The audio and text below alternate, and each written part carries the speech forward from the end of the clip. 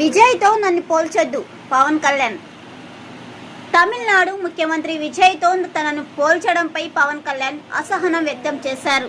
Sinus వల్ల తాను ఇబ్బందులు పడ్డానని పవన్ కళ్యాణ్ తెలిపారు. మంగళగిరిలో జనసేన ఆత్మీయ సమావేశం జరిగింది. స్పోర్ట్స్ ట్రైనింగ్ వల్ల తట్టుకోగలిగానని పవన్ కళ్యాణ్ చెప్పుకొచ్చారు. భుజానికి కొంత గాయమైందని చెప్పారు.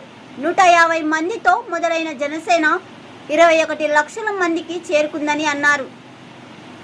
ప్రస్తుతానికి అంతా బాగుందని పవన్ అన్నారు. జనసేన నేతలు ఏపీ, తెలంగాణ, కర్ణాటక, ఒడిశా నుంచి వచ్చారని చెప్పారు. మహారాష్ట్ర నుంచి 10,000 మంది కార్యకర్తలు వచ్చారని పవన్ కళ్యాణ్ అన్నారు. చాలా మంది నాయకులు వెళ్లిపోయిన జన సైనికులు తనకు అండగా నిలిచారని తెలిపారు. ఈ విజయం ఒక్క రోజుల్లో రాలేదని, దశాబ్దాల కాలం పాటు నలిగిపోయానని అన్నారు. రౌడీలను తట్టుకుని నిలబడగలిగానని పవన్ కళ్యాణ్ చెప్పారు. తమిళనాడులో విజయ్ పార్టీ గెలిస్తే తనను కూడా ఆ పని చేయాల్సిందేనని అన్నారు.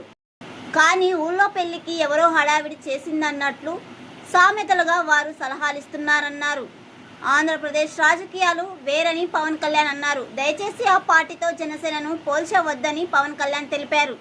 మీ నుంచే బలమైన నేతలు రావాలని పవన్ కళ్యాణ్ పిలుపునిచ్చారు. జనసేన వామపక్ష భావజాలం కాదని, అలాగే 2019లో సింగిల్గా పోటీ చేస్తే 2 చోట్ల ఓడించారని అన్నారు.